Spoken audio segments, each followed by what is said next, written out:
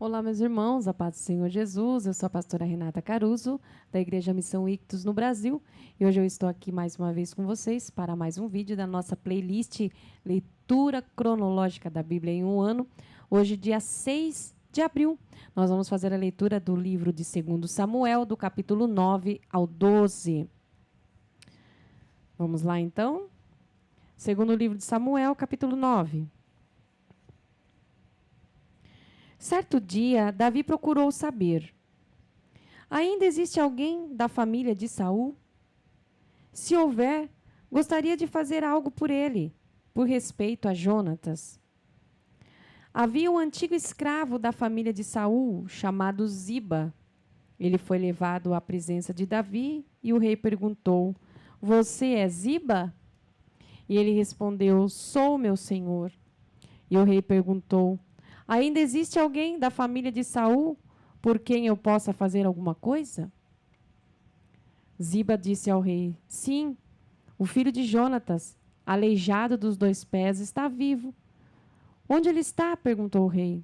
Ziba respondeu: ele vive na casa de Maquir, filho de Amiel, em Lodebar. O rei não perdeu tempo, mandou buscar na casa de Maquir, filho de Amiel, em Lodebar. Mefibosete, filho de Jonatas e neto de Saul, apresentou-se a Davi e prostrou-se com o rosto em terra por respeito ao rei. E Davi perguntou: você é Mefibosete? Ele respondeu: sim, senhor. E Davi o tranquilizou: não tenha medo, eu gostaria de ajudar você em honra da memória de seu pai Jonatas. Para começar, vou devolver a você todas as propriedades de seu avô Saul. Além do mais, de hoje em diante, você participará de todas as refeições comigo à minha mesa. Prostrando-se sem olhar para o rei, Mefibosete disse: quem sou eu para merecer sua atenção? Um cão morto como eu? E Davi mandou chamar Ziba, o homem de confiança de Saul, e disse: estou entregando tudo que pertence a Saul e à família dele ao neto do seu senhor. Você, seus filhos e seus escravos cultivarão as terras dele e trarão a produção para Mefibosete. Ele vai viver disso. O próprio Mefibosete, neto de seu senhor, de hoje em diante, participará de todas as refeições comigo à minha mesa. Ziba tinha 15 filhos e 20 escravos. E Ziba respondeu: tudo que o meu senhor, o rei, ordenar ao seu servo, certamente o seu servo fará. A partir daquele dia, Mefibosete comia com Davi à mesa como membro da família real. Mefibosete também tinha um filho pequeno, chamado Mica, e toda a família de Ziba passou a servir Mefibosete.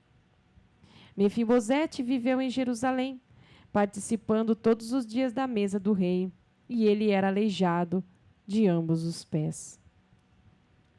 Segundo livro de Samuel, capítulo 10. Algum tempo depois, o rei dos Amonitas morreu, e Hanum, seu filho, o sucedeu no trono. E Davi disse: quero demonstrar minha boa vontade para com Hanum, filho de Naás. Quero tratá-lo da mesma forma com que seu pai me tratou. Assim Davi mandou condolências a Hanum pela morte de seu pai. Mas, quando os enviados de Davi chegaram ao território dos Amonitas, os líderes da nação alertaram Hanum, chefe deles. Você acha que Davi quer mesmo prestar respeito a seu pai, enviando suas condolências? Não acha que ele mandou esses emissários para espionar a cidade e conquistá-la? Hanum mandou prender os enviados de Davi, rapou a cabeça e rasgou as roupas deles pela metade, até a altura das nádegas, e os mandou embora. Contaram a Davi o que tinha acontecido e ele mandou alguém ao encontro deles, pois tinha sido muito humilhado.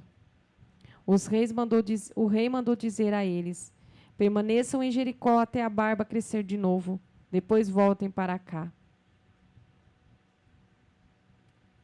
Quando os amonitas perceberam que Davi passou a considerá-los inimigo, contaram 20.000 soldados de infantaria dos arameus de Bet-Reobe e Zobá, 10.000 homens do rei Maaca e 12.000 de Tobi. Ao saber disso, Davi mandou que Joabe com os seus soldados mais bem preparados os atacasse sem piedade. E os amonitas saíram e se prepararam para a batalha na entrada da cidade. Os arameus de Zobá e de Reobe e os homens de Tobi e de Maaca se posicionaram em campo aberto. Quando Joabe percebeu que precisava lutar em duas frentes, por trás e pela frente, designou os melhores soldados de Israel para enfrentar os arameus. O restante do exército foi posto sob o comando do seu irmão Abisai, e sua missão era enfrentar os amonitas. Joabe disse: se os arameus forem muito numerosos para mim, venha me ajudar. Mas se os amonitas forem muito numerosos para você, eu irei ajudar. Agora, coragem. Lutaremos com todas as forças pelo nosso povo e por todas as cidades do nosso Deus. O Eterno fará o que for preciso. Mas quando Joabe e seus soldados começaram a lutar, os arameus fugiram. Os amonitas, vendo os arameus fugindo, também abandonaram o confronto com Abisai e correram para dentro da cidade. Joabe suspendeu a batalha contra os amonitas e voltou para Jerusalém. Quando viram que tinham sido derrotados por Israel, os arameus se organizaram. Hadadezer mandou chamar os arameus do outro lado de Eufrates. Eles vieram até Helã, sob o comando de Soboque, comandante do exército de Hadadezer. Tudo isso foi relatado a Davi. Davi reuniu Israel, atravessou o Jordão e chegou a Helã. Os arameus se puseram em formação de batalha para enfrentar Davi. O combate se intensificou, mas os arameus outra vez tiveram de fugir de Israel. Davi mandou 700 condutores de carros e 40.000 cavaleiros. Feriu gravemente Soboque, o comandante do exército que morreu na batalha. Quando os reis vassalos de Hadadezer se viram derrotados por Israel, acenaram com a paz e se submeteram ao domínio de Israel. Depois disso, os arameus não tiveram mais coragem de ajudar os amonitas. 2 Samuel, capítulo 11. Um ano depois, na época em que os reis tinham o hábito de sair à guerra, Davi enviou Joabe, seus oficiais e todo o exército com a missão de eliminar de uma vez todos os amonitas. Eles cercaram Rabá, mas dessa vez Davi permaneceu em Jerusalém.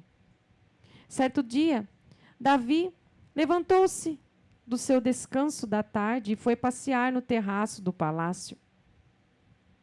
De onde estava, ele viu uma mulher tomando banho, e ela era muito bonita. Davi procurou saber quem era, e alguém disse: é Batseba, filha de Eliã, mulher do hitita Urias. Davi ordenou que a trouxessem. Quando a mulher chegou, ele se deitou com ela. Isso aconteceu na época da purificação, depois da menstruação dela. Ela voltou para casa e, algum tempo depois, descobriu que estava grávida. Batseba mandou o seguinte recado a Davi: estou grávida. E Davi mandou dizer a Joabe: traga aqui Urias o hitita. E Joabe o enviou. Quando ele chegou, Davi quis saber notícias da batalha, como estavam Joabe, as tropas e o combate. Depois disse a Urias: volte para casa, tome um banho relaxante e tenha uma boa noite de sono. Depois que Urias saiu do palácio, o rei designou um informante para segui-lo. Urias não voltou para casa. Naquela noite, ele dormiu na entrada do palácio, no qual ficavam os criados do rei. Davi foi informado de que Urias não tinha voltado para casa, e ele perguntou ao hitita: você não acabou de voltar de uma longa viagem? Por que não voltou para casa? Urias respondeu a Davi: a arca está na tenda com os combatentes de Israel e Judá. O meu senhor Joabe e seus servos estão tendo dificuldades no campo. Como eu iria para casa comer, beber e dormir com minha mulher? Jamais poderia fazer isso. Davi respondeu: tudo bem, faça como quiser.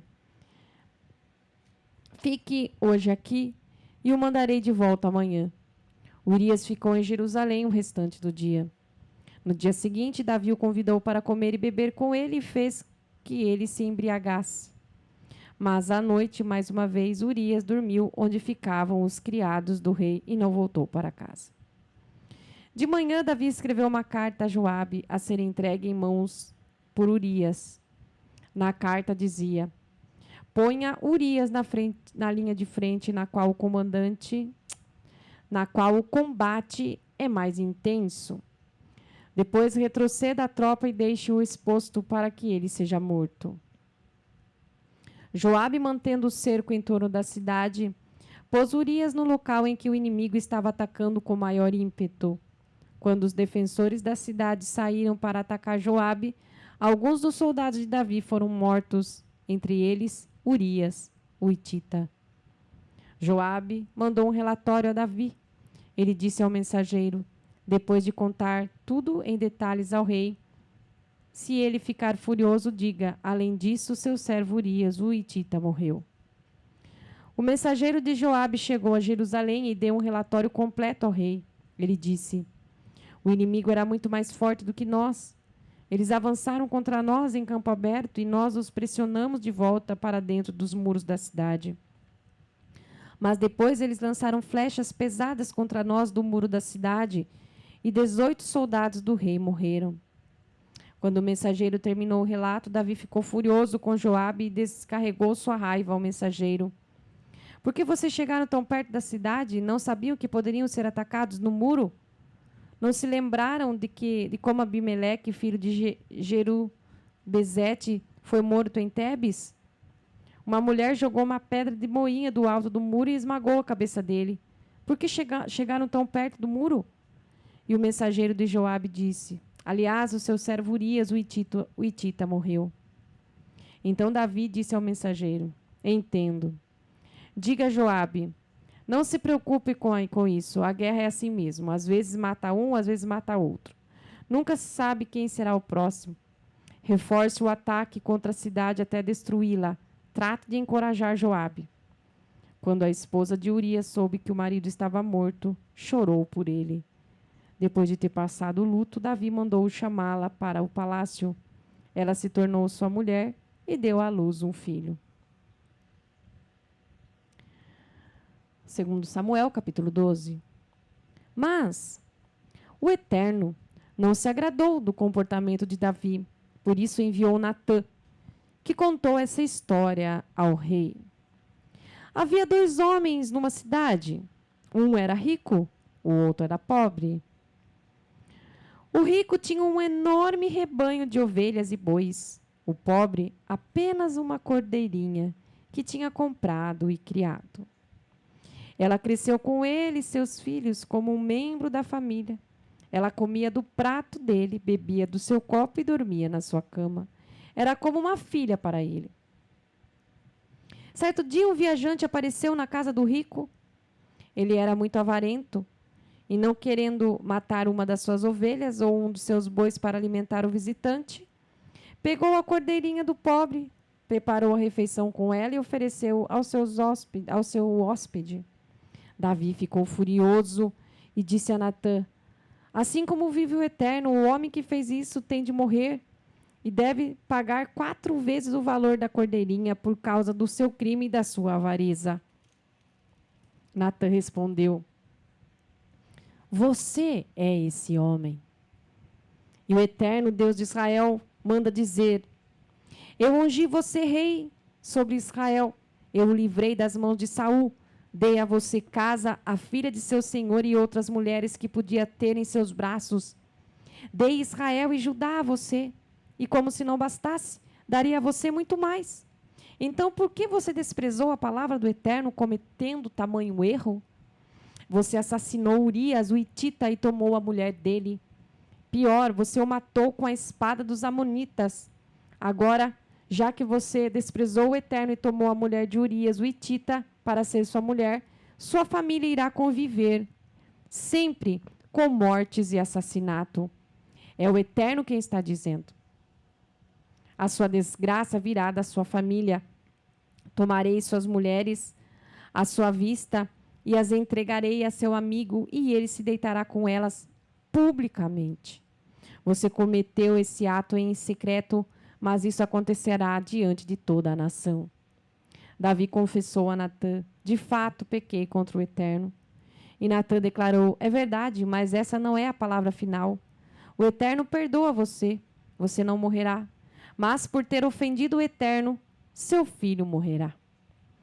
Depois que Natã voltou para casa, o Eterno afligiu o filho de Davi, que a mulher de Urias deu à luz, e o menino ficou muito doente. Davi orou desesperadamente a Deus pelo menino. Ele jejuou, não saía do palácio e dormia no chão. Os oficiais do palácio tentavam tirá-lo do chão, mas ele não cedia nem se levantava para comer com eles. 7 dias depois, a criança morreu. Os criados ficaram com medo de dar a notícia a ele e diziam: o que faremos agora? Enquanto a criança estava viva, ele não dava ouvidos ao que dizíamos. Agora que a criança morreu, se dissermos alguma coisa, não se sabe o que poderá fazer. E Davi percebeu que os criados estavam cochichando e imaginou que o menino tivesse morrido. E ele perguntou: o menino morreu? E eles responderam: sim, morreu. E Davi se levantou do chão, lavou o rosto, arrumou o cabelo, trocou de roupa e foi ao santuário adorar ao Senhor, ao Eterno. Depois voltou para o palácio e pediu algo para comer. Puseram a comida diante dele e ele comeu tudo. E os criados perguntaram: o que está acontecendo com o Senhor? Enquanto a criança estava viva, o Senhor jejuou, chorou e ficou acordado a noite toda. Agora que o menino morre, o Senhor se levanta e come? E ele respondeu: enquanto a criança estava viva, chorei e jejuei, pensando que talvez o Eterno tivesse misericórdia de mim e a criança sobrevivesse. Mas agora que ela morreu, por que jejuar? Posso trazê-la de volta? Posso ir me encontrar com ela? Mas ela não pode vir a mim. Davi foi consolar sua mulher, Batseba, e depois de se deitar com ela, ela engravidou outra vez. Nasceu um menino e deram a ele o nome de Salomão. O Eterno o amou e enviou uma mensagem por intermédio de Natã. O menino deveria ser chamado Gedidias, amado do Eterno. Na guerra contra os amonitas em Rabá, Joabe conquistou a cidade real. Ele mandou mensageiros a Davi dizendo: estou atacando Rabá e acabei de controlar o reservatório de água da cidade. Reúna os restantes das tropas, acampem-se perto da cidade e conquiste você mesma a cidade. Do contrário, eu a conquistarei e receberei as honras por isso. Então Davi conduziu as tropas da terra Rabá, lutou e conquistou a cidade.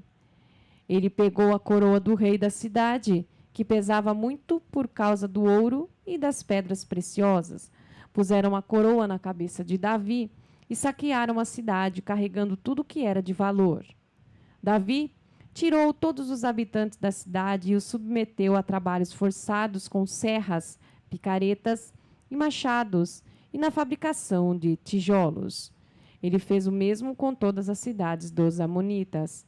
Depois voltou com todo o exército para Jerusalém. Amém, irmãos? Somente até aí.